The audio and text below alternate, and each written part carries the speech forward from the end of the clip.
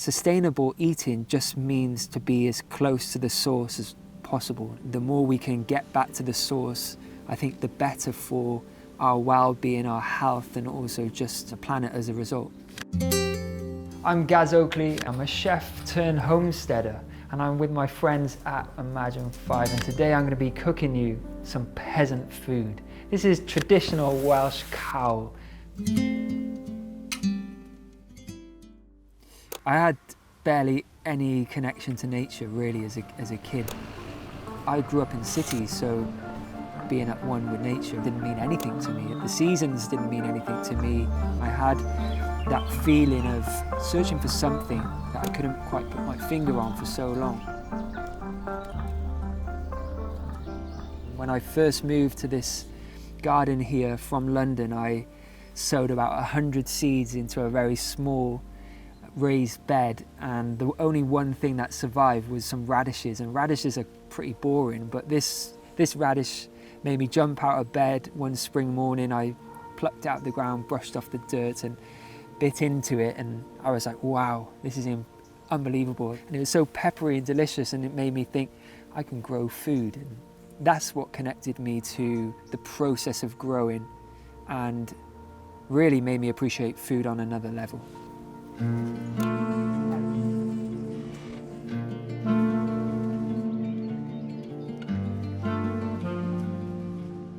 At the heart of every Welsh cow, which is this beautiful stew that we're doing, is leeks.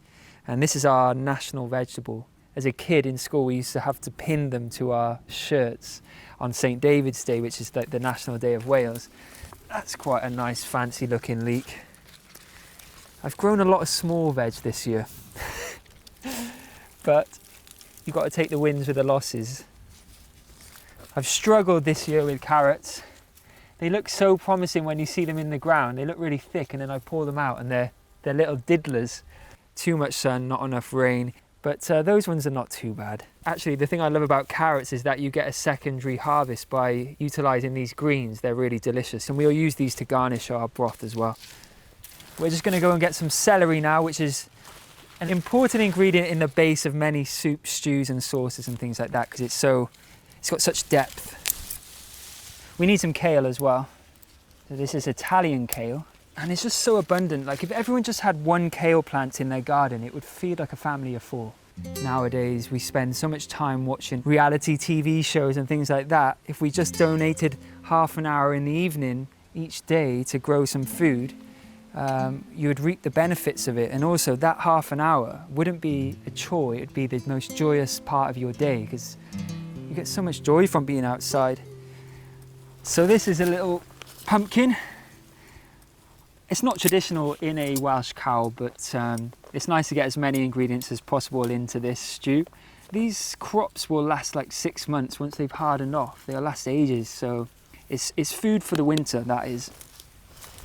You know, as you walk around the garden, as you pick these herbs, flowers, vegetables, you're eating them as you go around, and the flavour compared to like a shop bought or industrially farmed vegetable is incomparable. They taste seasoned by the sun, and that's the same with pretty much all of the ingredients that I grow. I've noticed that homegrown just taste richer, deeper.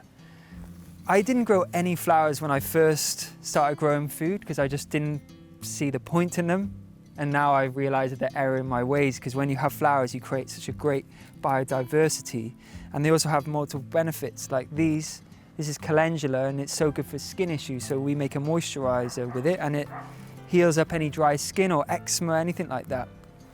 I love the sunflowers. This is probably the tallest sunflower I've ever grown. I'm 6'5", so this must be about 8 foot tall. 6'5", you heard it here first. All right, I think that's everything. We should get into the kitchen.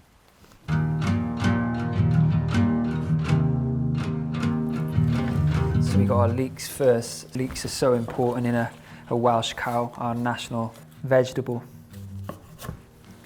And nothing goes to waste. All these scraps are kept, which will be turned into next year's compost to grow more food in. So we don't need a food bin here. Straight on my compost heap to feed the worms, which will produce really good compost next year. Get our celery as well. So this dish is special to me because I actually was brought up on this kind of food. My nan, whenever she's looking after me, that's my grandma, she would make humble, hearty food.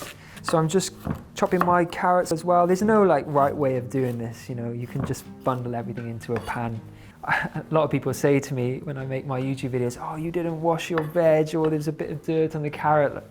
When you grow organically, when you know what's in your soil, you're not worrying about that stuff. I've also got some homegrown garlic. This is garlic that I planted last October with my fiance Tegan, and then it was time to braid it into this, and they just hang in the house for about a year. They'll last for, and you can even just sow these very cloves into the ground this October to grow more garlic for next year.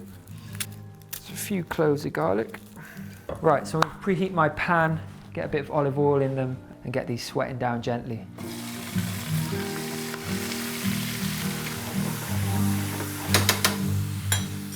Alright, my pumpkin. This is not traditional in a cow, but when you grow little pumpkins like this, that is so good. I put them in everything. It's like buttery, the texture. It's called a uchi curry. And I like nice big chunks of it. So I started off cooking at about age 7 actually. I wasn't going to play rugby for Wales, which was my original plan. So I followed the cooking route, and I just wanted to be a chef from age 10 onwards, really. It was a way to express my creativity. I love seeing my parents' reaction when I cook something for them.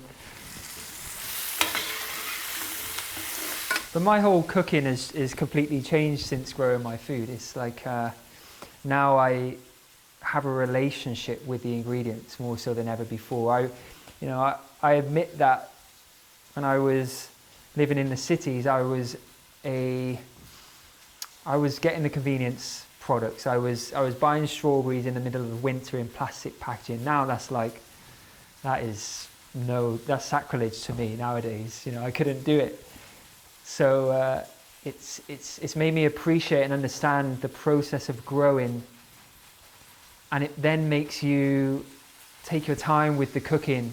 It makes you appreciate the food, and it makes it taste nicer too when you put that level of respect into the dishes. I'll throw a couple of sprigs of rosemary in as well. Let's get those in. I'm going to add some garden mint now. This is so fresh, so vibrant, and this is quite a rich broth, especially with the next ingredients I'm going to add. This is just going to help add this sort of life and lift it up. Stop. All right, so the secret ingredient. This is my homemade miso paste. This is my miso baby because it took 9 months to make. Fermented soybeans. And you know, this cow traditionally would have lamb in it or another meat in it, and that adds depth and richness and bold flavors. But to get around that, or to add that same sort of flavor note, something like miso paste with all its umami is amazing. I'm very proud of this. And I've become a fermentation nut since growing my food, because you have to learn how to preserve it, and fermentation is a great way of doing it. So a healthy dollop of that is all it needs, all it takes to make this flavoursome and powerful. So we'll let this just gently simmer away. These are real substance for me. These are beans that I grew last year. So these were just dried on the plant and then stored in a jar and just cooked for an hour in boiling water. And now they're going to go into here. So the next thing I'm going to be making to serve with this cow is something called a Welsh rarebit. This is a modern version. It actually doesn't have any dairy in it. Now, Welsh rarebit is basically just cheese on toast.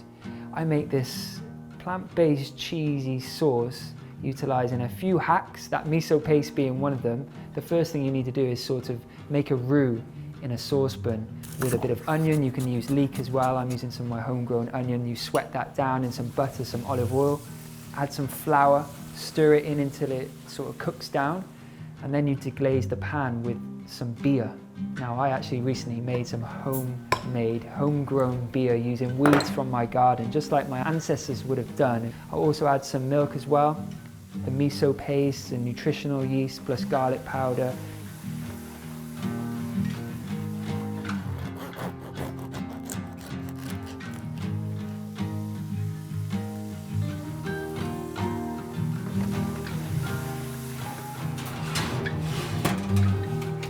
So the rarebit is under the grill.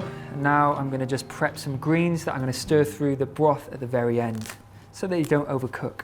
I've got this amazing cabbage I picked the other day as well, which I may have to get in. This is a Savoy cabbage, but a purple flecked one. Look at that. I grew that.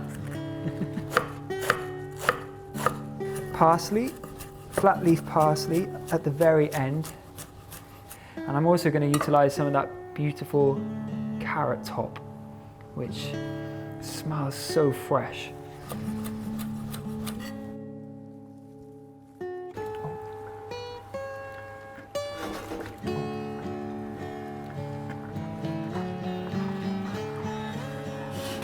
Oh yes, that is the caramelisation I wanted.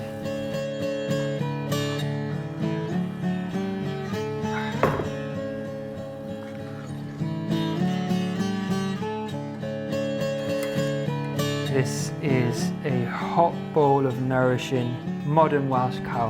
See if it's as good as how my nan made it.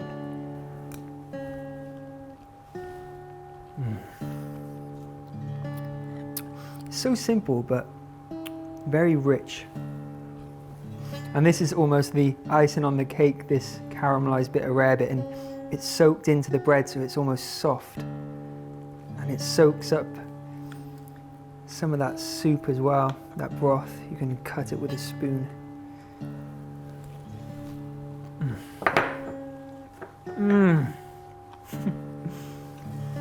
I could live off this stuff. It's so umami rich. It is exactly like cheese. You know, this is peasant food. This is low cost food. But cooking it in the way in which I did, appreciating each ingredient, it just makes it very indulgent too. All right, enough of me enjoying it. I need to plate it up for my guests.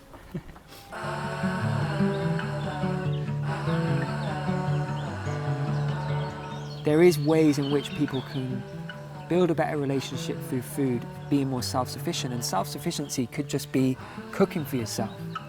And you see it, everything that goes in, so you're in complete control over the produce, and you build that connection through the recipes, and then maybe you'll start sourcing it from a better supplier, or you'll go to your farmer's market and you may start eating more seasonally. So it all starts with cooking, I believe. There's many ways that people can get in touch with the source of their food, even if you live in a city. So it could be turning your windowsill into a little herb or salad garden. It could be having a few tomato plants outside your front door in a sunny spot, or turn your lawn into a farm. My garden behind me was just grass, and I've turned it into an abundant place where I grow vegetables and medicinal plants and flowers for the bees. I think this act of connecting to where your food's coming from, whether you grow your food, whether you cook for yourself, whether you have a little windowsill garden, I actually feel like this is revolutionary. It's a revolutionary act, but it's a peaceful, almost silent revolution. And I just think it all starts from just cooking for yourself or sowing a few seeds into a little pot of soil.